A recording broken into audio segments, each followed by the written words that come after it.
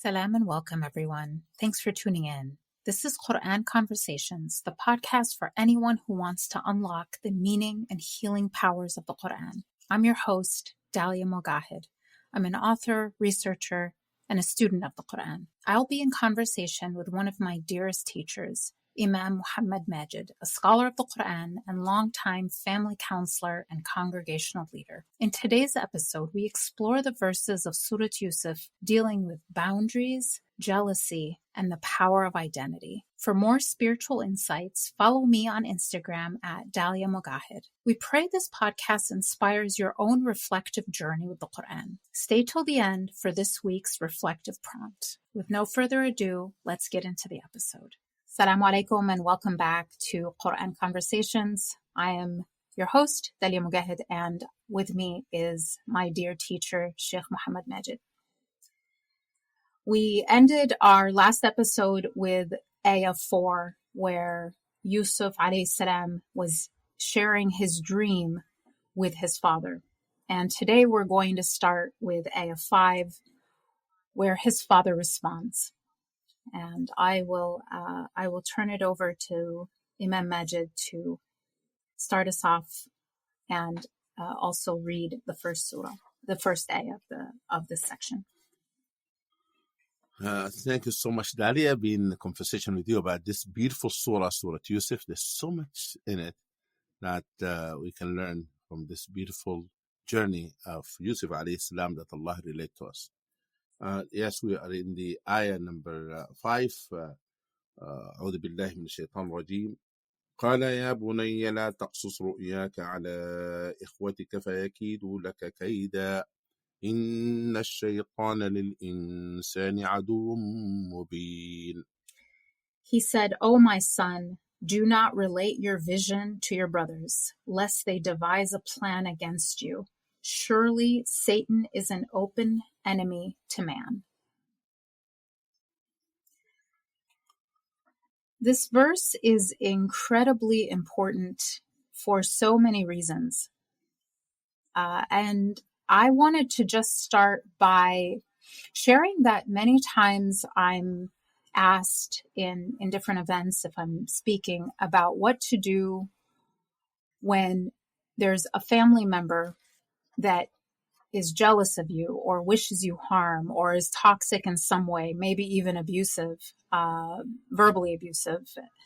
And how do you deal with them? What do you do?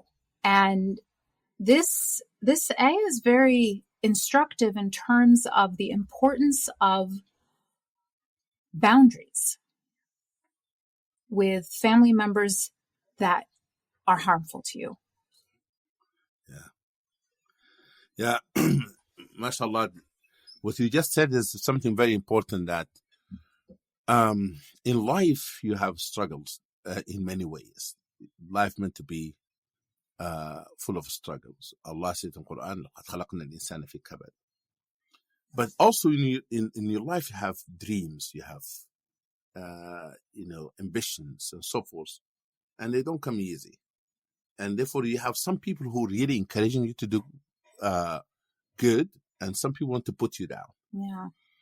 And sometimes, as you said, even family members, heard of all of you heard about sibling rivalry. Yeah, of course. Sometimes your own siblings. But it's the things really made me very,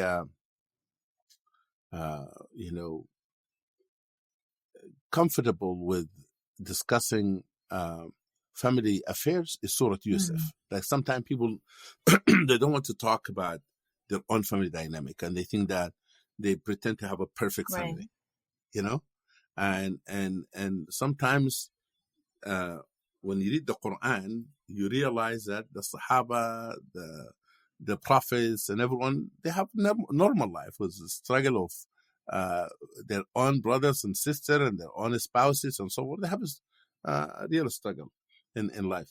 One of the things that the father is saying to his son, don't relate your dream to your brothers, because he wants him to share the dream with someone who's going to help him to live his dream. And Rasul sallallahu alayhi wa sallam said in the hadith that deal with your affairs that is sometimes in privacy. Only share it with those whom you think that they can help you. استعينوا على قضاء حوائجكم بالكتمان. Ibn Kathir said that in his tafsir talking about the Surah Yusuf. And therefore the Rasul said your good dream that you have, share it with someone whom you love and somebody that will want good for you. Don't share it with everybody. For it's very important for us to learn from this ayah that whom to share your dream with. Somebody uplift you, not put you down. Because jealousy, sometimes people, they don't have the right understanding of your dream. And therefore, if you share it with the wrong people, they will not be able to help you. But there's jealousy, then envy, hasad is real. It is real. And I think it also gives us permission to set healthy boundaries, even with family, because I think a lot of people are very confused about this. While not essentializing the evil acts to them as bad people, always holding space for them to repent, to redeem themselves. Because the second part that I thought was very important is Sayyidina Yaqub alayhi salam blames shaitan, blames Satan for their envy or for their enmity. So it holds space for them to still come back into relationship with Yusuf in a healthy way. And so that balance of how to deal with family, especially, where you protect yourself and you set the boundaries, you don't have to share everything, but at the same time, you don't completely demonize them so that they have where they can never redeem themselves, where they can never come back and actually mend the relationship. That is so beautiful, what he just said, mashallah. It is through the surah that shaitan being brought up into this dynamic so that you give that room for everybody to reconcile with their family. Not to blame them completely, of the actions, but to give them a room that they can become better human beings. In the end of the surah, Yusuf alayhi salam said to his father, بعد أن نزغ الشيطان بيني وبين إخوتي. You're right, my dad. As if he said, Shaitan come between me and them. Yeah. Separation of decades. So that he was able to forgive them because he put it on Shaitan. They are good people, but Shaitan convinced them to do the wrong thing. And that's why he was easy for him to forgive them. His father, in the beginning of the surah here, or beginning of the story, telling him that your brothers are good people, but Shaitan can come between you. They are human beings. Jealousy and envy can come because of Shaitan telling a person to be self-centered. Because, jealousy and envy come from arrogance. Yeah. Because a person believes that, why this person not me? Yes. The issue of entitlement. They don't deserve it. One of the biggest problem of hasad is that they don't believe in Allah's wisdom. You believe that he placed his ni'mah in the wrong place. That it is. Like, he missed it. Like, telling Allah he missed it, that he should have brought it to me, why to them? And the other thing is that people have of hasad, they live a life of unhappy life because they think about what they don't have. They forget to appreciate what they have. Right. And that's what gratitude is about. Gratitude is really the best medicine for hasad. So you need to appreciate what you have. Therefore, the father noticed that the brothers are jealous of Yusuf alayhi salam, and something in parenting says that is very interesting. It does sometimes, when we struggle with raising our children, we assume that maybe something wrong with us as parents. Yes.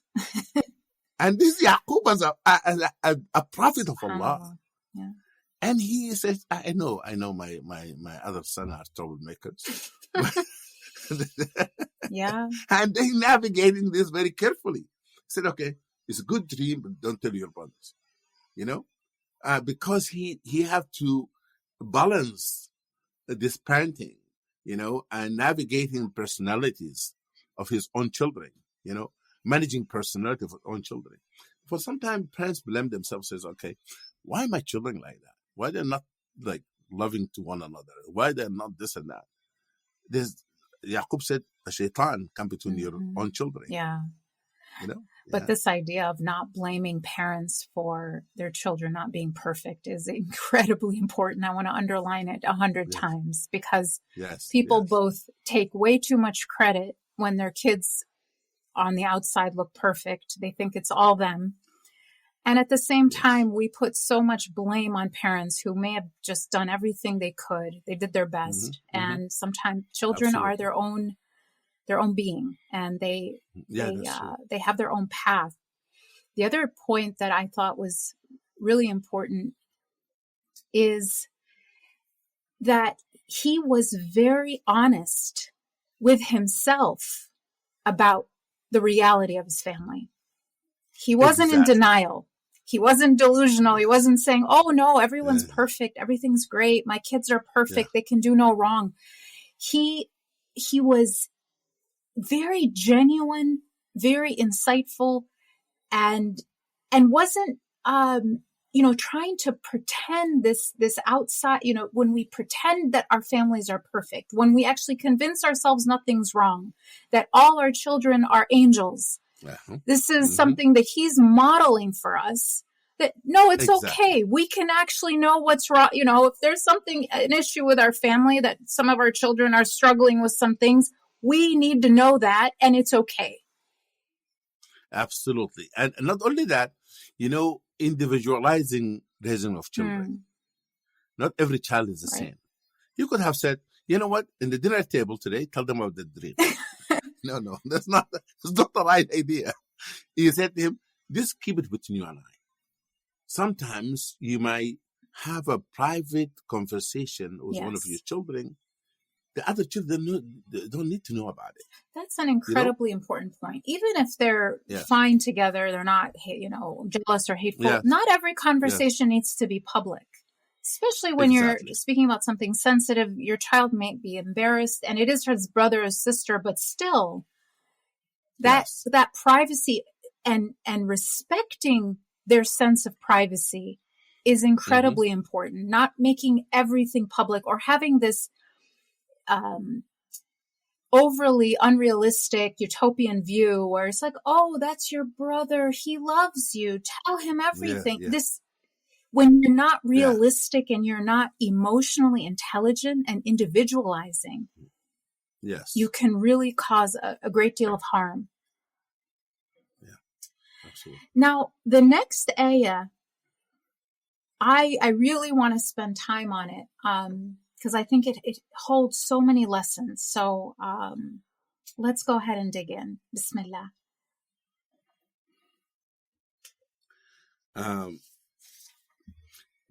One thing that... so it's ayah number 6, and we just وَكَذَلِكَ يَجْتَبِيكَ رَبُّكَ.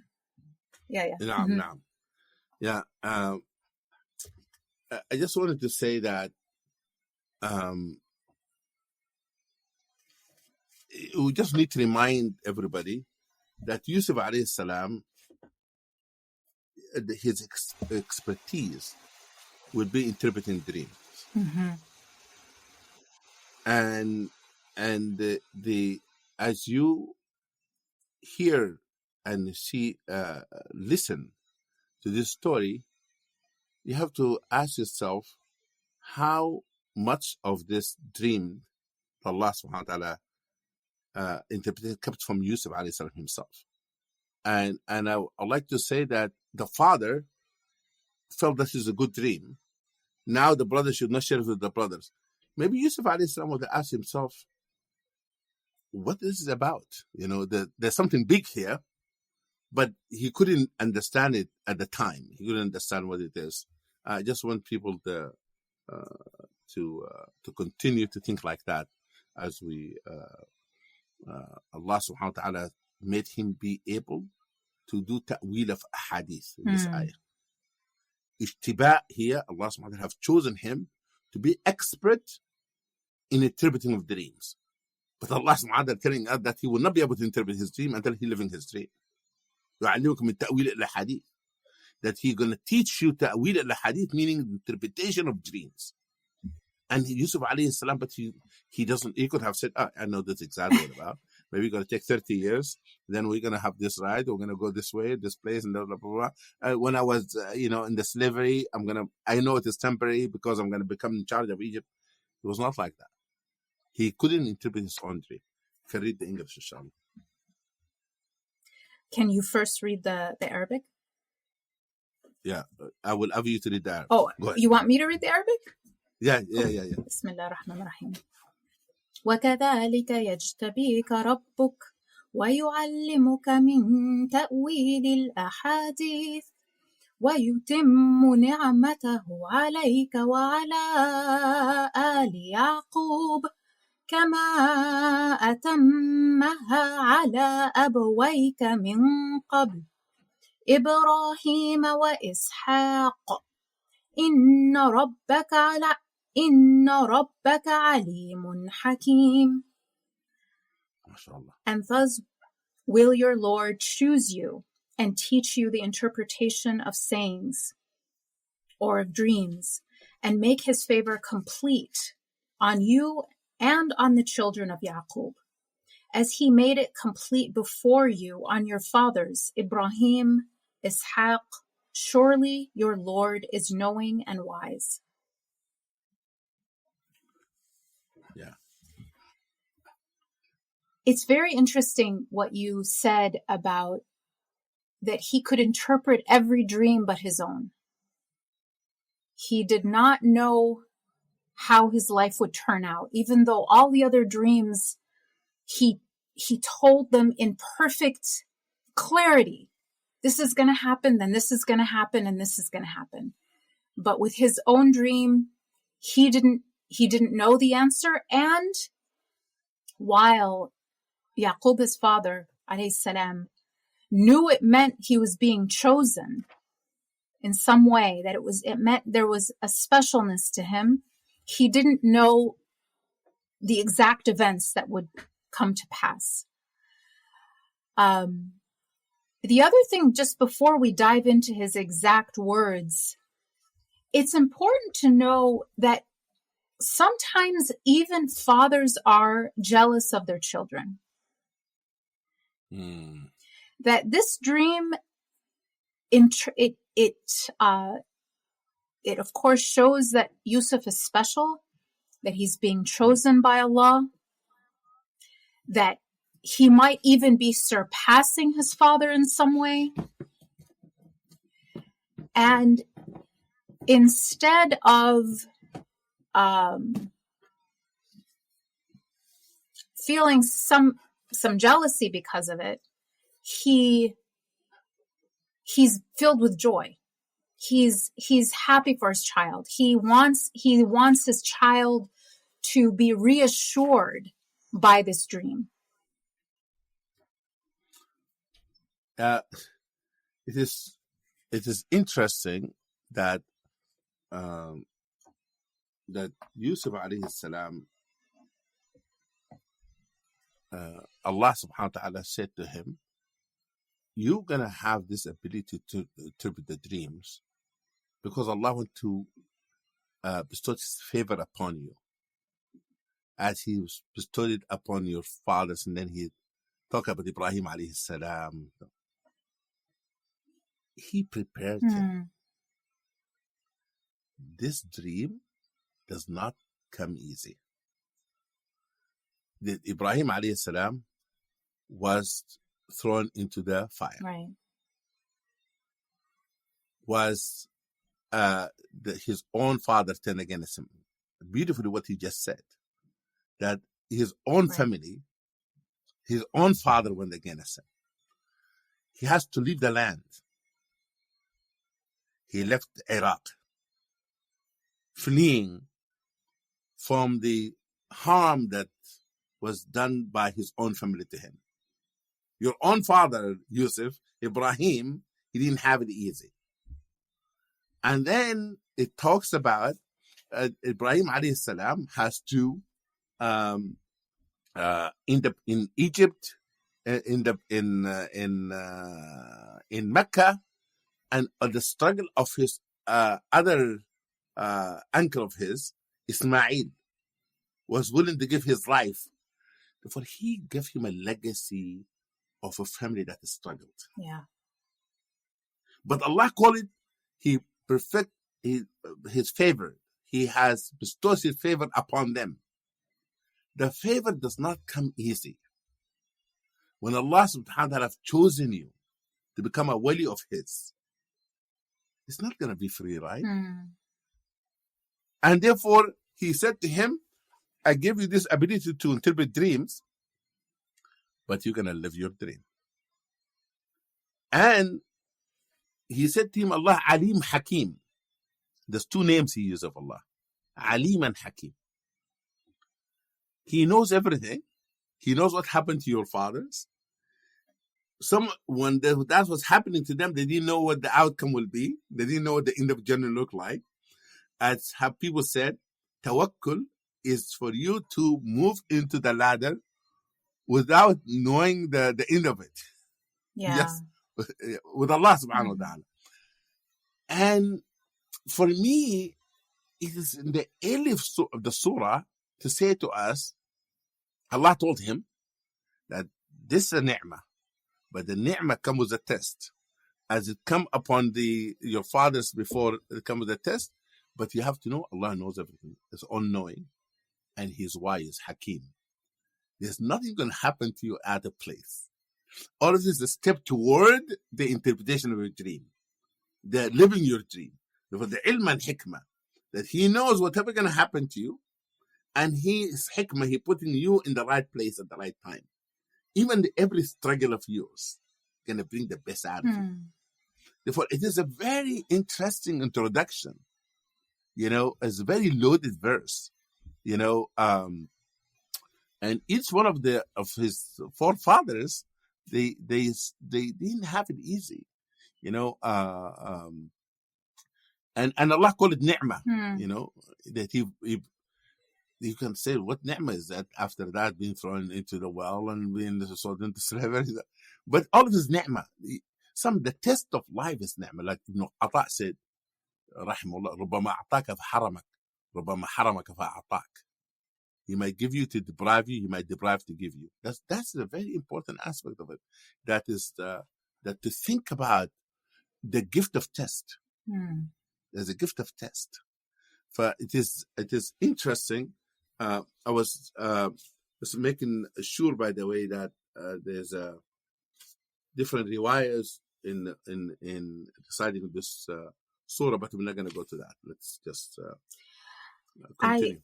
I wanted to, I love everything you said about him, reminding him that his forefathers struggled, and it's foreshadowing that he's going to struggle. That when you're chosen for an important mission, it will not be free. It will not be easy.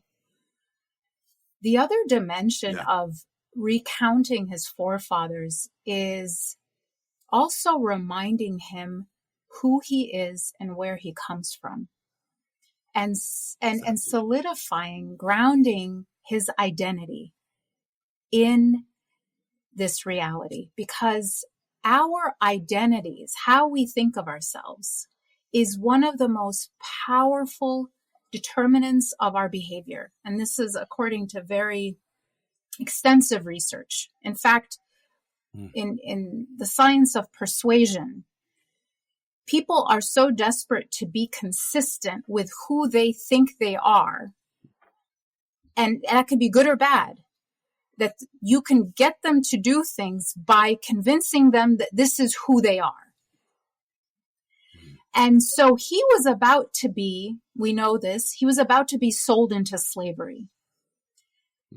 And what happens, especially if we look at American slavery, one of the most harmful parts of it is the ripping away of people's identities, of their lineage, of their heritage, of their ancestry. And when you lose that, it's much easier to break someone. And so he was being prepared for incredibly difficult tests that were to come by reminding him, you are who you are. Your identity is the child of muwahidun, men who struggled for God, were sincere, and worshipped only him. You're absolutely right. It is to confirm what you just said. In the ayah 38, in the same surah, to connect this ayah to this ayah, when he talking to the prison mates, he said, وَاتَّبَعْتُ مِلَّةَ آبَائِي إِبْرَاهِيمَ وَإِسْحَاقَ وَيَعْقُوبَ. He said to them, I left the religion of people who are not worshipping Allah in a way it's supposed to be worshipped and committing shirk. We're talking about people of Egypt. And I followed in all this struggle he has in Egypt. He never left Tawheed. وَاتَّبَعْتُ مِلَّةَ آبَائِي. I followed the religion of my forefather, Ibrahim or Ishaq or Yaqub. In the beginning, he said to him, Allah will bestow favor upon you as he bestowed it upon your forefathers. He asserted his identity. He said when he is in trouble, when he is in struggle, he does not forget this identity, where he's coming from. And the very important things what he just said, that it come handy when he was in the prison, though. He is in the prison, says, the reason I'm in prison, I did not change my mind for following the religion of my forefathers. By himself in Egypt, I was going to speak about it, when it comes to those ayat. But I just want to make the connection because, you see, when you read the Quran explains itself. Tafsir al-Quran bil-Quran. For this ayah later came affirming what you just said about identity. As you were speaking, I was just looking at it and said, that's exactly what she's saying. That this ayah, later, Yusuf alayhi salam, shared that with his prison mates, who he is. Introduced himself that as a son of Ibrahim, wa Ishaq, wa Yaqub. And not only that, the son of those people, but following the religion of those forefathers. And that's why it's so important that we be very careful how we speak to our children and to others in formulating their identity. So something simple like if a child is not telling the truth, remind them they're not telling the truth and it's inconsistent with who they are, rather than calling them a liar. A liar is an identity. And they will act accordingly. This is very important. How people are told, who people are told they are, is how they will manifest. They will act accordingly. And this is incredibly powerful psychological, forces that are acting on us. This is how we were created. The other thing that I thought I just wanted to point out in this ayah, when you were mentioning the two names of Allah that were said at the end of that Allah is all-knowing and He's wise, Alimun Hakim. Because sometimes when someone is said to, when we're chosen, He's told you're chosen. Now this is a child, and Allah doesn't make mistakes, and He didn't do it because He doesn't know you. This imposter syndrome. Oh, I shouldn't be here. It shouldn't be me. I'm not the one that should have been put in this position. No, if you are put in a position, if you are at a table or in a room, Allah puts you there and He is Alimun Hakim. So you belong there. You belong anywhere you are because Alimun Hakim, the Lord that is all-knowing and all-wise, willed that you be there. You are just as deserving to be in that room as anyone else. Yes, that's so beautiful. And the other thing is the word yashtabika. It's a very interesting word. Al-ishtiba, that means you have chosen you for a particular mission. Right. Not anyone else. But, when you believe that, as you said, that Allah subhanahu wa ta'ala, the one who have you to be in this place at this time, for a reason or for a purpose, then your attitude changes. Rather than become upset. Why I'm here? Why I'm in this situation? I could have been in a better situation. It's very interesting. Our children in America, those who go to public school, they find themselves sometimes in the classrooms when they are maybe 10 years old. They become the spokesperson of Islam. Right. Even before 10. The people turn to them and ask them questions, about why this is happening. What do you know about this? And one of the children at Adams one time told me, he said, actually was she said, Imam Majid, when I realized that the people would ask me about Islam, first in the beginning said, why? Why are you asking me? Then I said, no, they should ask me. And if they ask me, that means they wanted an answer. And if she's starting doing her own Googling and researching herself, and give her confidence, he said, give her confidence that being Muslim, that she's being asked. And now she started what she was doing at the time. She said that she become proactive. Therefore, we tell her teacher in advance, this has happened, and that's what Islam says about this. Or about to have Eid al-Adha, and this Eid is about this, or Eid al-Fitr. For she takes sense of ownership. Rather, she waiting for people to ask her, she start providing information ahead of time. And that is what confidence here is about, building confidence. Allah said, يَتَّبِيكَ وَيُعَلِّمُكَ تَأْوِيلَ الْحَدِيثِ.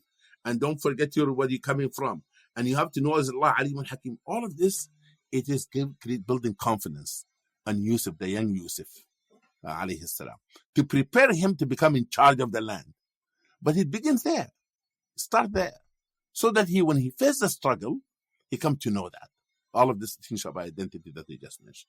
And it's important to always remember the context of the revelation of the surah, of the year of sadness, right before Hijrah, right before Rasulullah will become a head of state, alayhi salatu wassalam. Yes. And he's facing every single one of these trials. He's going to have to come back to people who have hurt him and forgive them. And he has to hold space for that. He is going to, he is the same lineage, from Ibrahim, right? Exactly. And he's being reminded, you come from Muwahhidun, you come from people who declared God is one, and that was not free. That declaration was a very expensive declaration for their lives. And you're being chosen, and it's by Allah who knows and is wise. So, because he felt very defeated in the moment that he got this surah. So all of these reassurances and preparations for what was to come. Yes. I wanted to mention one more thing about identity. Because we, most of us don't have, if someone could say, well, I don't have this kind of a lineage. I don't have this kind of a bloodline. How is this relating to me? And what we know is every single one of us, Allah tells us in the Quran, Inni ja'ilun fil ardi khalifa. I have put on this earth a vicegerent. And he could have said, I will put on this earth an insan, a human, which is a description of us, of course. But for him to declare to the angels that he's going to put on earth a khalifa, and for us to actually think of ourselves, that's our identity. How will we then act? Absolutely. Yeah, this is so beautiful. I tell people, that you have biological lineage and you have a spiritual lineage. Your spiritual lineage go to Adam alayhi salam. You have been chosen. The Malaika have prostrated before your father, but also you have weaknesses. You make mistake and you repent. Okay, you learn from the story of Adam alayhi salam, how to act as human being. But at the same time, you have a spiritual lineage of prophets. From Nuh alayhi salam to Ibrahim alayhi salam, all other prophets. Their stories is become our spiritual lineage. We learn, we imitate those great people, not only men, but also women. Right. From Sarah to Hajar to Asiya to Maryam, because sometimes I don't want people just to think the lineage about men, Right. but to have great women also in Islamic history that we learn from them. We learn from the struggle. You know, one of the things that I said to myself when I came to this country, and my father passed away, and then I became alone living in America. He told me before he passed away, he said, if you want to live in America, I want you to make a difference. Other than that, for food and economic reason, you can have it anywhere else. But if you're going to live, if I die, and then, and you are going to be living here, you have to make a difference or choose some other place to live. And took it to heart that what is the purpose of me living in America? His voice always in my head. Each one of us, we have somebody have touched their life. Could be a parent, could be a teacher, could be somebody you heard them speaking. That kind of I call spiritual relationship, because there's a biological relationship, there's a spiritual relationship. It has so much value in our life, just as our biological connection, and sometimes maybe had greater value, in our life, because it made a big difference of who we are in our connection with Allah subhanahu wa ta'ala. But I just want to put that there because sometimes you might have a convert or a revert who their parents don't like them to be Muslim. Right. Maybe their brothers and sisters don't like them to be Muslim. But Islam still told them, maintain good relationship with your biological kin. Yeah. No matter what it is, still keep good relationship. You always take the upper high moral ground. Always be kind and gentle to your parents, no matter what kind of religion may have what kind of attitude may have toward Islam. But you can create a support system. You can have brothers and sisters in real sense in Islam. You can have spiritual lineage. You remind yourself of that spiritual lineage. That when you accept Islam, you are in the footsteps of Ibrahim alayhi salam. You're in the footsteps of Nuh alayhi salam. You are a female accepted Islam.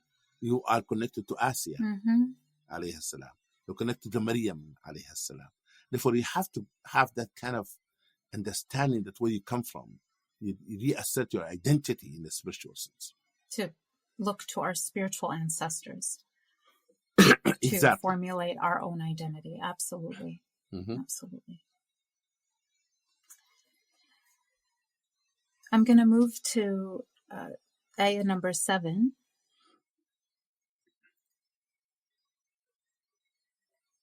بسم الله الرحمن الرحيم لقد كان في يوسف وإخوته آيات للسائلين. Certainly in Yusuf and his brothers, there are signs for the inquirers, for those who ask. Yeah, this is us. Allah talking about us. Yeah. Seriously. Because you do ask yourself, what kind of life of prophets have lived? They were normal like us? They have struggled like us? Because some people said to me, I'm not the prophet. I'm not the prophet. I said, you are not the prophet, but let me tell you what the prophet is. The prophet, he struggled with his marriage. He struggled with his neighbor. He struggled with his relatives. What do you mean you're not a prophet? Yeah, you are, follower of the Prophet, and we can see ourselves in the life of the Prophet Muhammad sallallahu alaihi wasallam, in the life of Yusuf alayhi salam. You always ask yourself, what does the perfect life look like? He just looked like this, like instead of Yusuf. Was all the struggle of it, was all the, ups and downs, was all the family rivalry, all the struggle. But that's the right life. Therefore, the perfection of life is in imperfections. Yeah. It is that what it is. It is. And what this ayah reminds us of is we should be asking, we should be inquiring. Again, the idea of this Quran is meant to be studied, reflected upon. We should be asking questions that we look for the answers in the Quran. And that this story in particular has so many signs for those who are inquiring, for those who are curious, who have an intellectual curiosity about the teachings of Allah. I mean, I'm always struck over and over by the emphasis on making the Quran a source of intellectual inquiry. Yeah. And no, I was just going to say, and the very literal explanation of this ayah is that people did ask Rasulullah ﷺ to explain how Yusuf went from Palestine to Egypt. And it was to test his knowledge and if he knew things that the Arabs really shouldn't know or have no knowledge of. And so, of course, the surah was the response to that as well.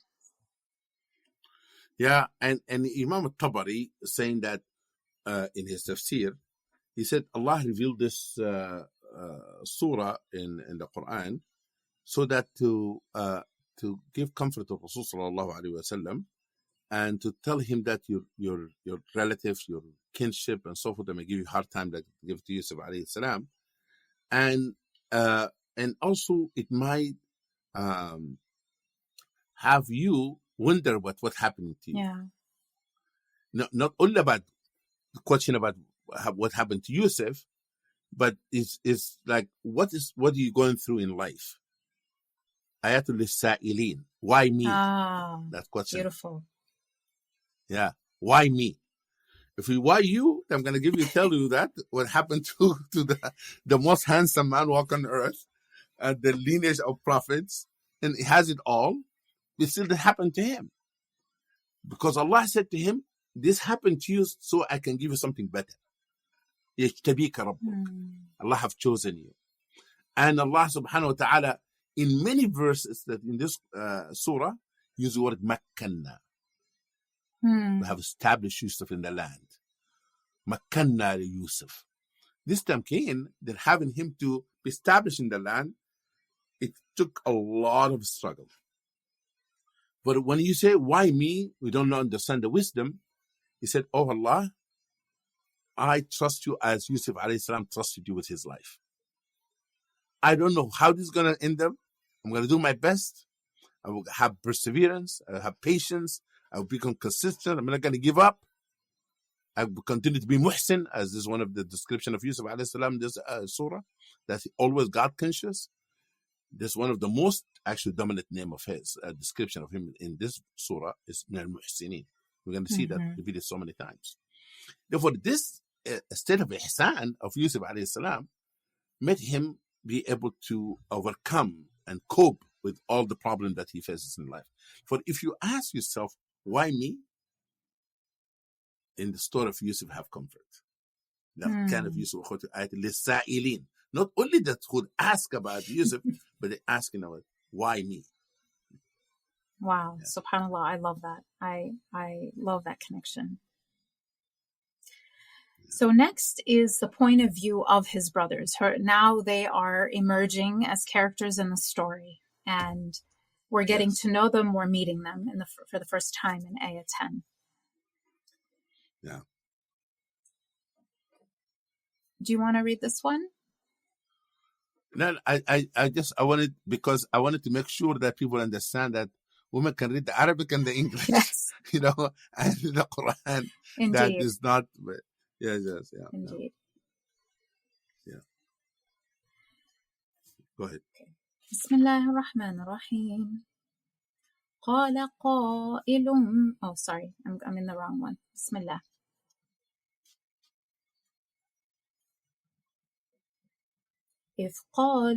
بسم الله الرحمن الرحيم. إذ قالوا ليوسف وأخوه أحب إلى أبينا منا ونحن عصبة إن أبانا لفي ضلال مبين.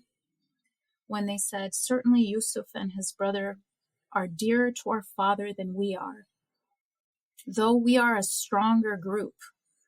Most surely our father is in manifest error. And this is so important. This whole surah lays out the human condition in all its forms and all its spectrum. And jealousy is something inside all of us. I don't care who you are. If you're telling me you've never felt jealous in your life, I'm not going to believe you. So jealousy is part of us, and it is rooted in many of the things in this specific ayah. One thing you mentioned already, Imam Majid, is entitlement. Mm-hmm. I am more entitled of this blessing that you have than you are. And someone made a mistake to give it to you and not me. They say that, وَنَحْنُ عُصْبَةٌ, like we are stronger, we're bigger, we should be more entitled of our father's love because we're more useful to him. Look at us, grown men and a strong big group. And he is wrong. He is in manifest error. And so it's an echo of the original sin of Shaitan, who thinks Allah made a mistake. وَلَعُوذُ بِاللَّهِ, that he, you made me from fire and him from clay. How could I prostrate to him? You made a mistake. That's not, I'm entitled to more respect. I'm entitled to preference. So the sense of superiority and entitlement is at the heart of so much jealousy. Absolutely. Let's, to elaborate on this, that the definition of hasad is you wish Allah subhanahu wa ta'ala take away a favor he bestowed upon somebody else. Yeah. Take it away. Tamanni zawad ni'mat al-ghayb in Arabic. And as you mentioned, the reason of all of that, because of entitlement and arrogance and self-centered. And also that the hasad is lack of appreciation of what Allah has provided for you. And there's different levels of it. There's different level of hasad. One level is that a person emotionally, psychologically feel pain, that they inflicted on their own self of not having what other people have, and then made them upset, and then become anger, and then the anger become a grudge. Because a person is angry, cannot do anything, cannot remove the goodness that person has, cannot change the grade of somebody who has better grade than in your school. You cannot take a person promotion from the job they have. You cannot, just a series of things that people are jealous of. And because it's so much that take a person's heart and mind, make them lose sleep at night. Yeah. For something that is not worth it. And they say, يأكله الحسد, eat them up. One of the And then the second manifestation of it happened in the tongue. When they start putting people down, backbite them, slander them, and every time their name been mentioned in public, you have to have some way to put them down. Oh, that sister, that brother, all the time you want to put them down because you want to elevate yourself and put other people down. The third, unfortunately, it evolved to actions. You start maybe having Facebook post against them. Start having physically sometimes hurting somebody, like with the children of Adam, alayhi salam. One of them took the life of his brother because he has jealous. إذا قربا قربان فتقبل من أحدهم ولو متقبل من الآخر قال لأقتلنك. I'm going to kill you. Out of jealousy. Those people here, the children of Yaqub alayhi salam, they threw their brother. First they thought to kill him. Right. As you're going to come to the verse. For jealousy can be very intense. Can make a person do things that are not rational. Right. And then they ask themselves, why? Now, how do you know it's jealous? Here's a sign. If something happened to somebody and it is good, and you become happy because of it, that jealousy. I'm talking about the person, your relative, your friends, somebody is not harmed you, they have not done anything wrong to you, that you have something good happen to them. Good or bad? Good. Okay. And you become unhappy. Oh, unhappy. Yes. Somebody get promoted in their job and you get upset. That's hasad. Okay. If something bad happened to them and you become happy with it, that's hasad. تصبكم حسنة تسؤهم سيئة يفرحوا بها. If something good happened to you, the Quran said that they become upset. And if something bad happened to you, become happy. They become happy. Right? What if I'm neutral? I'm a boarding hasad. That's a boarding hasad. The only thing to get out of the hasad, when you have joy for something good happened to somebody, you celebrate it, in your heart, you become happy for them. When something wrong happened to them, a calamity hit them, you become sad. That's the only time you don't have hasad. If you become neutral, is your brother, your sister, your neighbor, you become neutral, you have hasad. Even then. Yeah. Yeah? That Imam Yeah. This is very important, Imam Majid, because the killer of joy is social comparison. We know this, right? And we need to know how to cure this problem because it is destroying communities, families. It's destroying our own individual joy. It's making us not enjoy what we already have, how we are grateful. How does one stop social comparison and jealousy inside their heart? By having gratitude. Yeah. One of the things that the social media have done negatively is creating this image of perfections that look at me, I'm living a perfect life. I'm sitting in this beautiful car, taking a picture on it, showing that how much prosperity I may have. Like this kind of notion of perfections and the Quran telling us that the story of the prophets are not perfect. The life, they have so much trouble. There's, and this romantic idea that the history of Islam always perfect, nothing happened. This is not true. And therefore we have this problem of creating a facade of online. The life is so good, so perfect.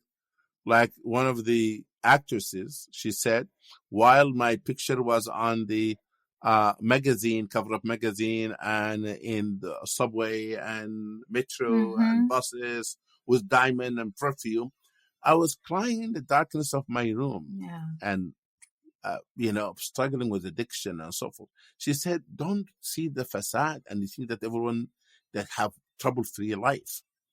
That's a very important aspect of this. The other things of hasad is that the index of happiness, that they have this every once in a while they go and measure happiness. Yes. And the people in villages that have less income than people in Western countries with high income, more happy than them. Because happiness is the difference between expectation and reality. That's an incredibly important point. What are your expectations and what do you feel entitled to? Again, we go back to entitlement. Exactly. Versus your perceived reality. And the difference there is going to determine your happiness. Exactly, between expectation and reality. And your hasad, your jealousy based on that. Yeah. There's a beautiful concept in Islam called rida, being content with life. And people who are not being content with life are the people sometimes their expectations are not realistic, or they have expectation of life based on somebody else, not based on their means and their ability and so forth. I don't know, this same thing in Masr, in Sudan, they say, lift mid rihafak at the رجليك. And extend your feet based on how size of your bed. Extend your feet on the size of your bed. Yeah. That means you have to understand your reality and to be happy with it. The cure of jealousy is gratitude, remembrance of Allah, remembering that this life is not it. There's a greater life called next life, akhirah. And you have to look down, or you have to see how other people, other than you, living their life, so that we can see the people who less than you, have less than you in this dunya, not to look down to them, but to extend hands, to appreciate what Allah has given you, and then to help those people who have less than you, that rather than every day looking to people who have more than you. And then somebody might ask a question, and what difference between having ambitions, and being ungrateful? We're saying to everybody, try your best, try to earn income and build your life and so forth. But always appreciate, as you go into this journey, what Allah has provided for you. And as you do so, don't forget those who don't have what you have. Share with them what you have, so Allah may increase you in blessing. No, excellent. I mean, never compare your reality with other people's social media feed. So first of all, that. And the other thing is to spend more time in relationship, in equal conversation with people who have less than you in a material sense, or less than you in whatever way you're jealous of someone else. That's the key. Exactly. Jealous of someone's money, go spend time with people with less money than you. And that will cure your heart much faster than you imagine. Yeah. And visit hospitals, visit the sick, be compassionate. My father used to say, rahimahullah, he says, jealousy is lack of compassion. He said, because when you see somebody have more than you have compassion toward them, to make dua for them. May Allah help them to be able to be grateful, and may Allah increase them in blessing. Also, then you look to people who don't have less than you, then you have compassion. For the jealousy is lack of compassion, because it's about hatred, about grudge, about anger, about frustrations. It's lack of compassion. The more compassion, merciful and kind you become toward people, regardless of their level of life, the level they are in, the more you become less jealous and have less envy. It's interesting that in my personal life, I was living in a very small village. I was born in a small village in Sudan. It doesn't have running water or electricity.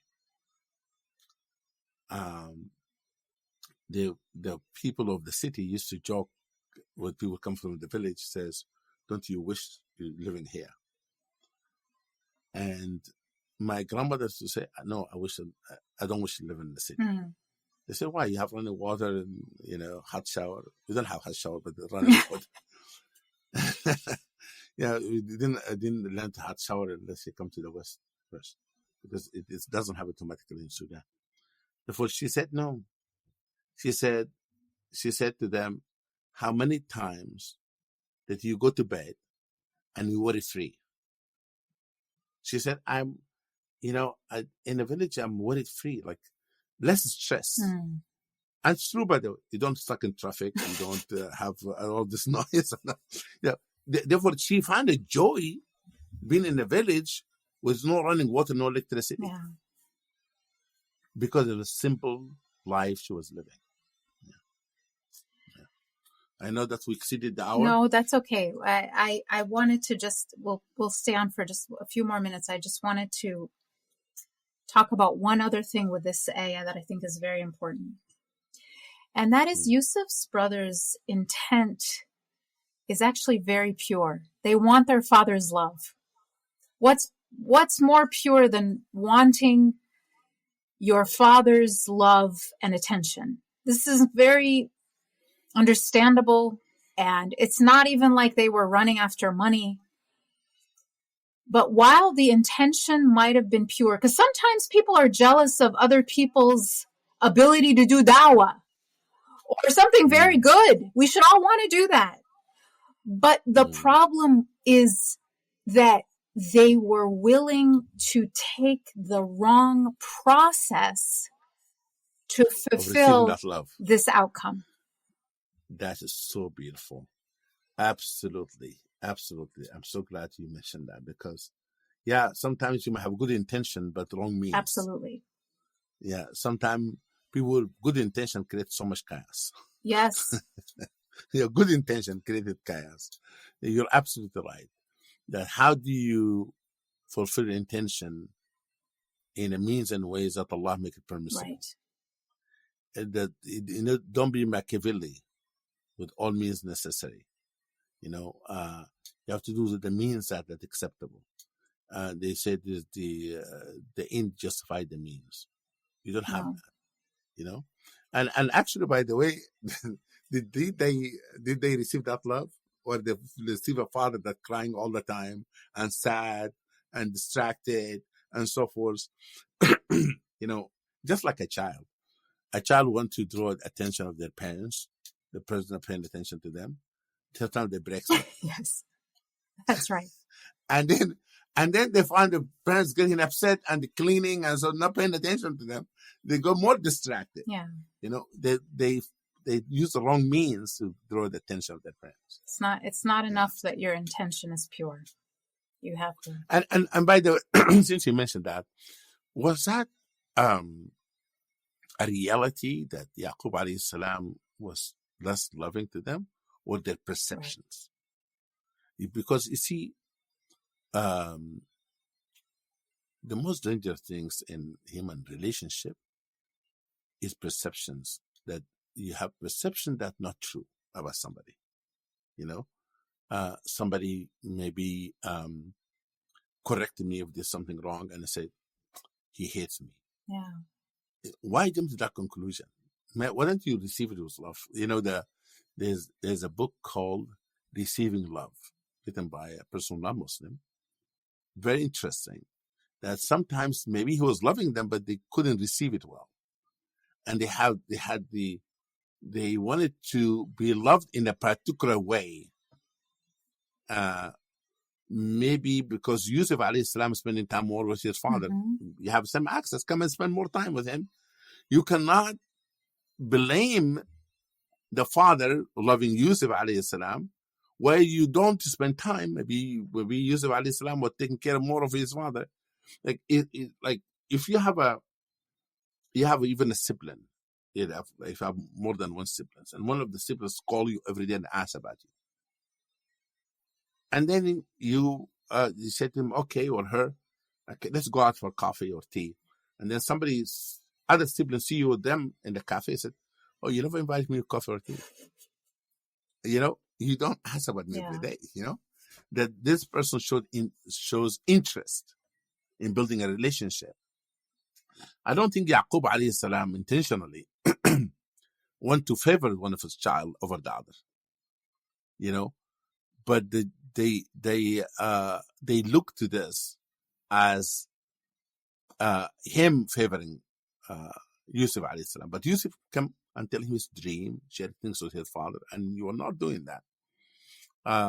When it comes to material world and so forth, like money and so forth, you become equal as your children. But if a child showed particular interest in being with the father or the mother, that naturally they're going to happen. And there's also the difference in age. You're not going to treat a child the same you treat a grown man. It's not logical. So the tenderness you're going to speak to a child with, the kind of time you need to spend with them versus someone who's older, they're different. That's true. And there's a lot of things that they may have not taken into account for that. Thank you so much. Sister Dalia, since you ever end with this, a woman was asked, who's your favorite child? Said, my favorite child is the one who's sick until become well. Yeah. My favorite child is the one who's away until he come home. And my favorite child, the one who's been wronged until bring justice to them. That's my favorite child at the time. Therefore, depends on the condition of the child, become the favorite at the time. Yeah. That's what she said. Yeah. And this is incredibly profound. It actually reminds me of the inaugural speech of Abu Bakr, who radiallahu anhu said something to that effect, that you are weak with me until I have, or you are strong with me until I've taken, restored your right, and you are weak with me until I have taken the rights of others that you have usurped, something like that. الضعيف عندكم قوي حتى نعم. He said that exactly. Alhamdulillah, jazakallah khair. Thank you so much, Imam Majid. This has been really a wonderful conversation. Alhamdulillah. Inshallah, we'll see you next time. Thank you for listening. We really hope you enjoyed this conversation. And if you did, please leave us a review on Apple Podcasts and Spotify. Share this podcast with others who may be interested in the meaning and healing power of the Quran. Also, we love hearing from our listeners. Tell us your own reflections. You can leave us a comment on our Instagram page at Quran.conversations. We promise we read every single one. Finally, we really hope this podcast encourages your own reflective journey with the Quran. This week's reflection prompt is, have you ever felt like an imposter? And how can the story of Yusuf alayhi salam help you feel like you are worthy of every room you're in? Until next time, salam.